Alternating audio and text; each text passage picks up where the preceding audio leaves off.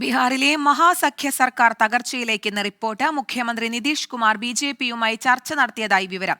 ഡൽഹിയിൽ ആഭ്യന്തരമന്ത്രി അമിത് ഷാ, ബി.ജെ.പി ദേശീയ അധ്യക്ഷൻ ജെ.പി നദ്ദ എന്നിവരുടെ നേതൃത്വത്തിൽ നിർണായക ചർച്ചകൾ നടന്നു. ബീഹാറിലെ സഖ്യകക്ഷി നേതാക്കളായ ജിതൻ റാം മാഞ്ചി, ചിരാഗ് പാസ്വാൻ എന്നിവരുമായി നേതാക്കൾ ചർച്ച നടത്തി.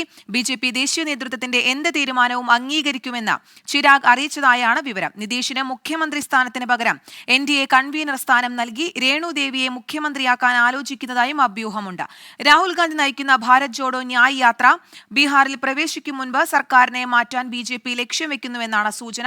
രാധാകൃഷ്ണൻ ചേരുന്നുണ്ട് കൂടുതൽ വിവരങ്ങളുമായി. ആർ.കെ, ബീഹാറിലെ മഹാസഖ്യ ഒരു ഭിന്നതയിലേക്ക് പോകുന്നു എന്നാണോ അറിയാൻ സാധിക്കുന്നത്? എന്തൊക്കെയാണ് ഇപ്പോൾ ബീഹാറിൽ നടക്കുന്ന രാഷ്ട്രീയ നീക്കങ്ങൾ?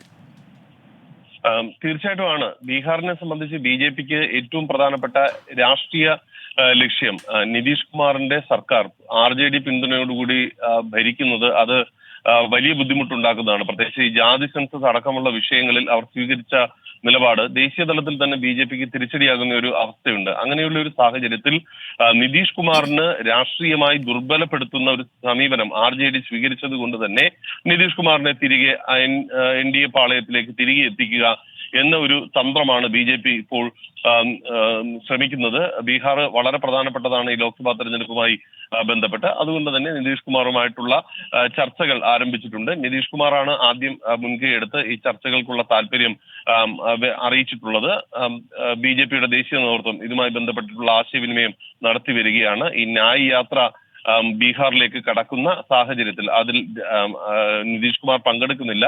നിതീഷ് കുമാറിന് ഈ യാത്രയുടെ ഭാഗമായിട്ട് പങ്കെടുക്കാത്ത വിധത്തിൽ സർക്കാരിനെ താഴെ ഇറക്കുക, പകരം ബി.ജെ.പിയുടെ നേതൃത്വത്തിലുള്ള സർക്കാർ. കഴിഞ്ഞ നിയമസഭാ തെരഞ്ഞെടുപ്പിന് ജെ.ഡി.യുവിന് ബി.ജെ.പിയോളം സീറ്റില്ലെങ്കിലും നിതീഷ് കുമാറിനെ മുഖ്യമന്ത്രി സ്ഥാനാർത്ഥിയായി പ്രഖ്യാപിച്ചിരുന്നു എന്ന ന്യായത്തിന്റെ അടിസ്ഥാനത്തിലാണ് ബി.ജെ.പി നിതീഷ് കുമാറിന് സത്യപ്രതിജ്ഞ ചെയ്യാനായിട്ടുള്ള അനുവാദം നൽകിയിരുന്നത്. എന്നാൽ അതിൽ നിന്ന് വ്യത്യസ്തമായിട്ട് ബീഹാറിൽ ബി.ജെ.പി സർക്കാരിനെ യാഥാർത്ഥ്യമാക്കുക എന്നതായിരിക്കും ഇനി ബി.ജെ.പി ദേശീയ നേതൃത്വത്തിന്റെ ലക്ഷ്യം. അതനുസരിച്ച് നിതീഷ് കുമാറിന് ഒരുപക്ഷെ എൻ.ഡി.എയുടെ കൺവീനർ സ്ഥാനം, അദ്ദേഹത്തിന് ഇന്ത്യ മുന്നണിയുടെ കൺവീനർ സ്ഥാനം ലഭിക്കാത്തതിൽ അദ്ദേഹം വലിയ നിരാശനാണ്. അതുകൊണ്ട് അദ്ദേഹത്തെ എൻ.ഡി.എയുടെ കൺവീനർ സ്ഥാനത്തേക്ക് കൊണ്ടുവരിക എന്നൊരു സമീപനമായിരിക്കും ബി.ജെ.പി സ്വീകരിക്കുക. ഏതായാലും നാടകീയമായിട്ട് കാര്യങ്ങൾ വഴിതിരിയുന്ന ഒരു സാഹചര്യം ബീഹാറിൽ നമുക്ക് കാണാൻ സാധിക്കും.